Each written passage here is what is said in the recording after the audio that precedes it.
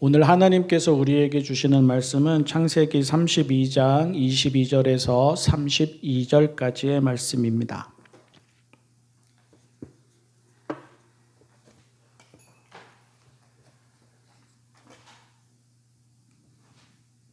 창세기 32장 22절에서 32절까지의 말씀.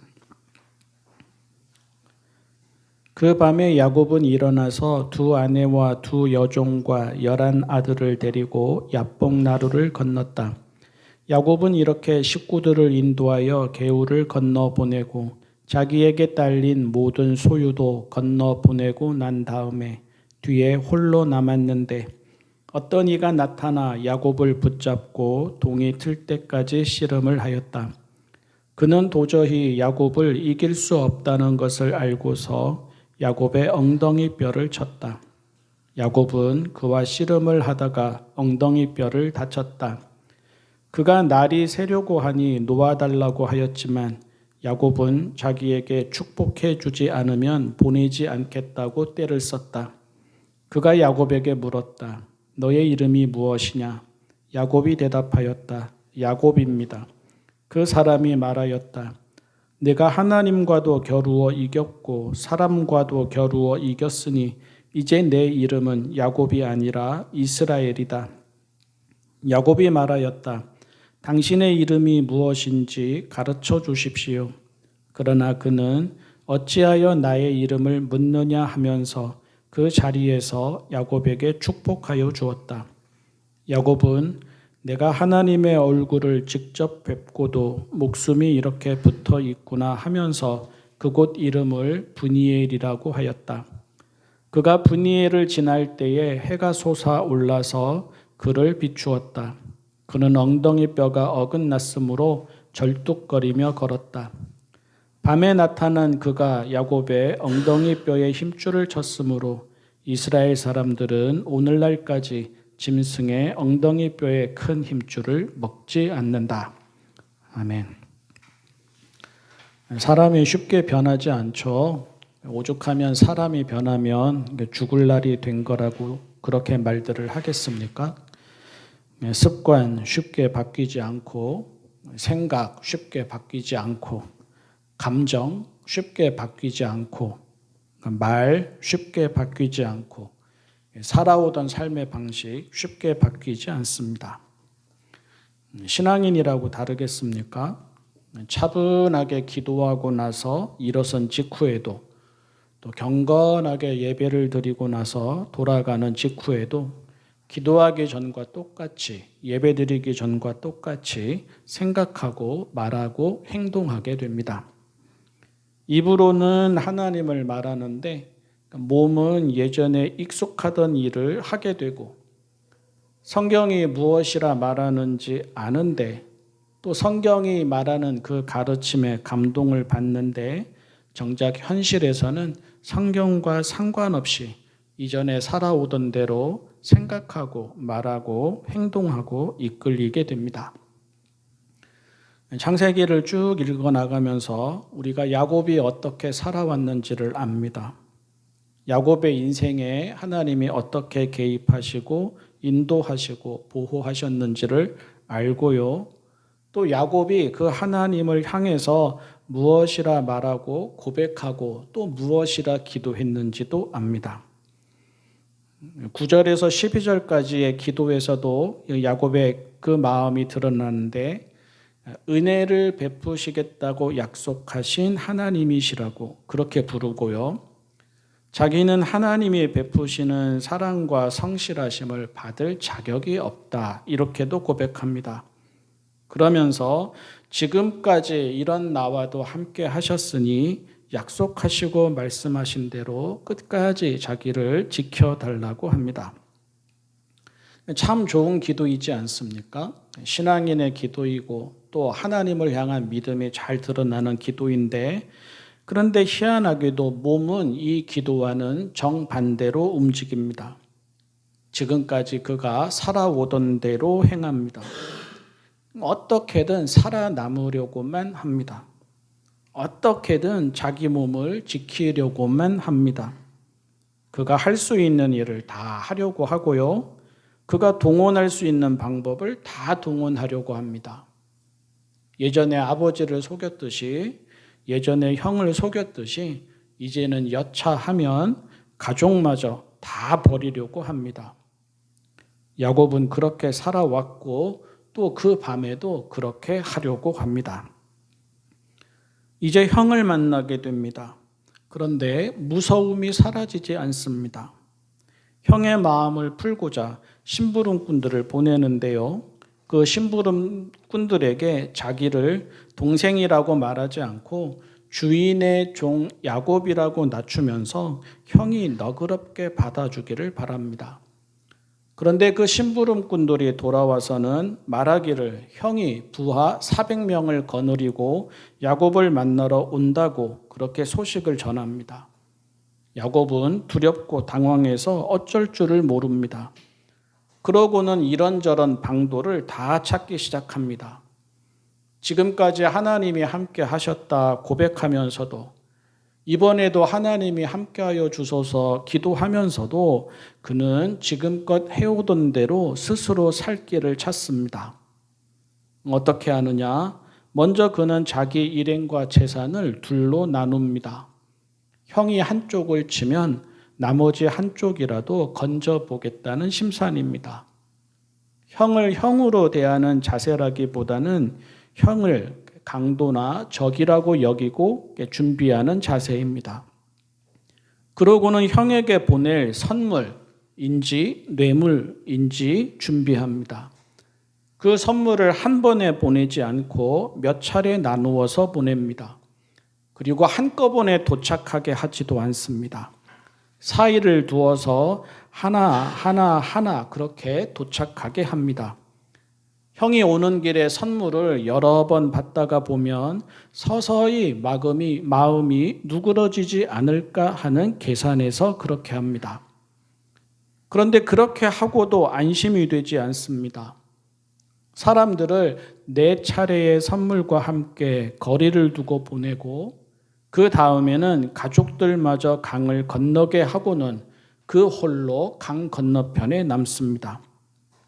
형이 선물을 보고 마음이 풀려서 반가이 맞아주면 다행입니다. 형이 가족들을 보고 측은히 여기는 마음이 들어서 형제로 받아주면 다행입니다. 하지만 형의 마음이 끝까지 풀리지 않으면 강 건너편에서 혼자 그것을 보다가 가족들마저 놔두고 도망하려고 합니다. 야곱은 그렇게 살아왔습니다. 하나님을 알지만 하나님께 다 맡겨보지는 않았습니다. 하나님께 기도했지만 당장의 평안을 위해서 기도했을 뿐, 당장 눈앞에 닥친 어려움이 해결되기를 위해서 기도했을 뿐, 참된 평안을 위해서도 참된 안정을 위해서도 기도하지는 않았습니다. 그가 믿는 것은 그의 힘입니다.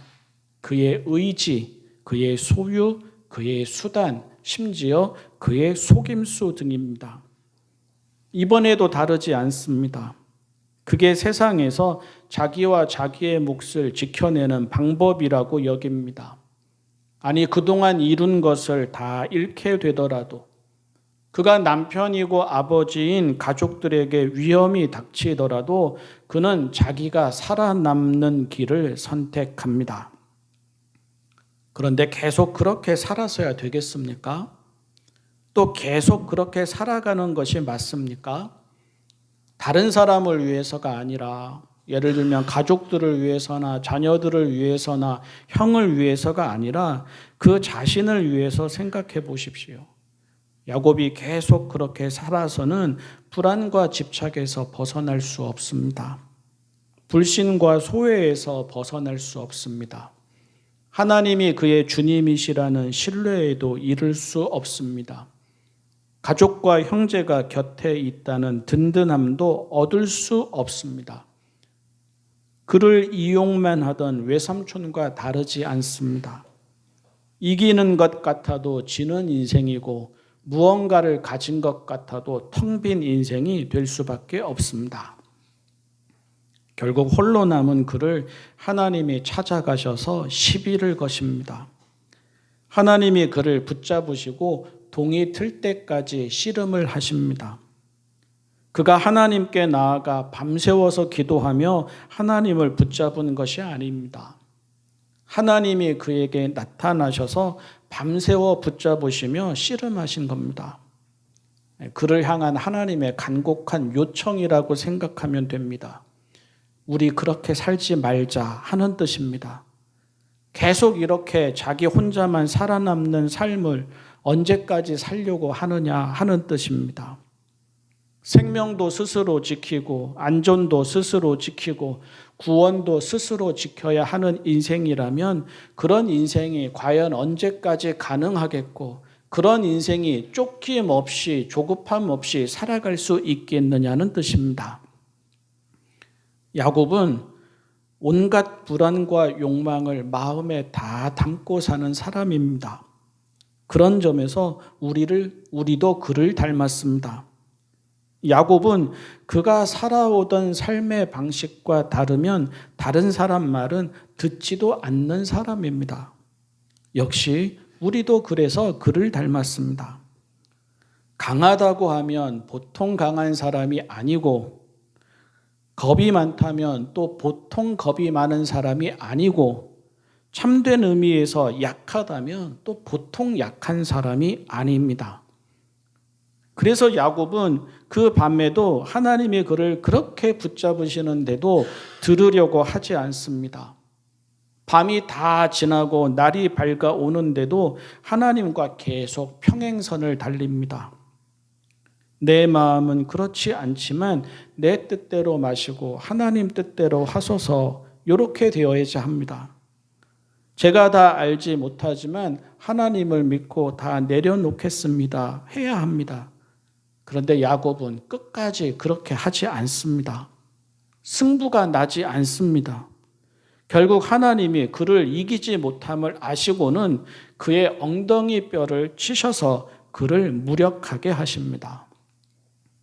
엉덩이 뼈는 그 사람들에게, 그 지역 사람들에게 힘의 근원이자 생명의 근원으로 여겨졌습니다.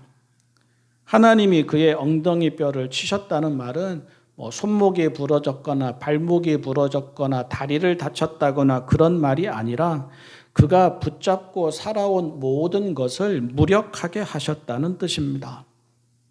아무리 말씀하셔도 듣지를 않으니까 정말로 죽게 되지 않으면 달라지지 않을 것 같으니까 이제는 방법이 없구나 인정할 수밖에 없도록 이제는 할 수 있는 게 없구나 인정할 수밖에 없도록 이제는 처분에 내어 맡길 수밖에 없구나 인정할 수밖에 없도록 이제는 죽는구나 할 수밖에 없도록 하나님이 그를 텅 비게 하셨다는 뜻입니다.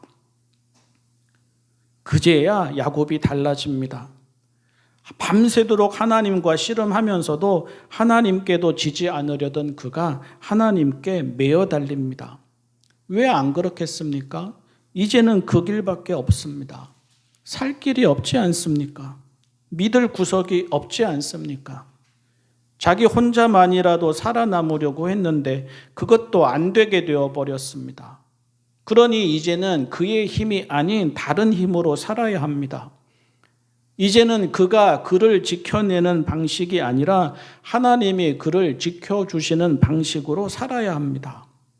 그에게는 이제 하나님뿐입니다. 그가 받을 복도 이제는 하나님뿐입니다. 이렇게 해서 자기의 의의를 상징하던 야곱이 하나님의 의의를 상징하는 이스라엘이 됩니다. 스스로 구원에 이르려던 야곱이 은혜로 구원에 이르는 이스라엘이 됩니다. 하나님이 그렇게 이름을 바꾸어 주십니다. 이제는 야곱이 아니라 이스라엘로 살라고 하십니다. 하나님과 겨루던 일을 기억하면서 더 이상 야곱으로 살지 말고 이스라엘로 살라고 하십니다. 오해하지 마십시오. 이스라엘이라는 이름은 간절함으로 하나님마저 이겼다는 뜻이 아닙니다. 하나님께도 지지 않으려고 싸우고 또 싸우다가 버티고 또 버티다가 그의 모든 것을 다 잃고는 하나님 앞에서 완전히 부서져서 진심으로 은혜와 복을 구했다는 말입니다. 이스라엘이라는 이름은 겟세마네에서 예수님이 드린 기도를 닮았습니다. 처음에는 자기가 바라는 것을 지키려고 하나님과 겨룬다는 뜻에서, 끝에는 그것을 내려놓고 하나님이 다스리시기를 구한다는 뜻에서 일맥상통합니다. 그리고 이제 날이 밝습니다. 영화의 끝장면인 셈입니다. 야곱은 다리를 접니다. 그의 모습은 지난밤보다 더 가련합니다. 더 초라합니다. 영화는 새드 엔딩으로 끝날 것 같습니다. 그런데 갑자기 분위기가 바뀝니다. 백마를 탄 야곱이 아니라 다리를 저는 야곱인데 그 야곱을 해가 솟아올라서 비춥니다. 아이러니하게도 영화의 분위기는 해피엔딩으로 바뀝니다. 불안과 공포의 밤은 지나갔습니다. 집착과 욕망의 밤도 지나갔습니다. 이제는 밝고 환한 아침이 시작됩니다. 지금까지와는 다른 삶이 그를 기다립니다. 그의 인생에 비로소 빛이 비치는 새 날이 찾아옵니다. 솟아올라 비추는 해는 영웅의 등장을 보여주지 않습니다. 솟아올라 비추는 해는 신앙인의 등장을 보여줍니다. 솟아올라 비추는 해는 성공과 영광의 삶의 서막이 아닙니다. 솟아올라 비추는 해는 은혜와 믿음으로 살아가는 삶의 서막입니다. 이제는 그의 의가 아니라 하나님의 의가 그를 살게 할 것입니다. 정도의 차이는 있어도 대부분의 사람은 야곱처럼 살아가면서 인생의 해가 비추기를 기대합니다. 그러나 성경은 야곱의 삶이 꺾이고 하나님을 향한 믿음이 그 자리를 채울 때 새로운 날이 시작된다고 합니다. 그러니 사람은 누구라도 하나님을 만나 야곱이 보낸 밤을 보내야 하고 야곱이 맞이한 아침을 맞이해야 합니다. 그런 사람이 신앙인이고 그런 인생의 새 날이 옵니다. 기도하겠습니다. 사랑의 하나님 아버지, 영웅의 삶이 아니라 신앙인의 삶을 살게 하여 주십시오. 저희의 의는 꺾이고 하나님의 의는 이루어지게 하여 주십시오. 멀쩡하여도 하나님 없는 삶이 아니라 다리를 절어도 하나님 계신 삶이 되게 하시고 뜻대로 되어도 쫓기는 인생이 아니라 다 비우고 내려놓아도 해가 솟아올라 비추는 인생이 되게 하여 주십시오. 우리 주님 예수님의 이름으로 기도합니다. 아멘.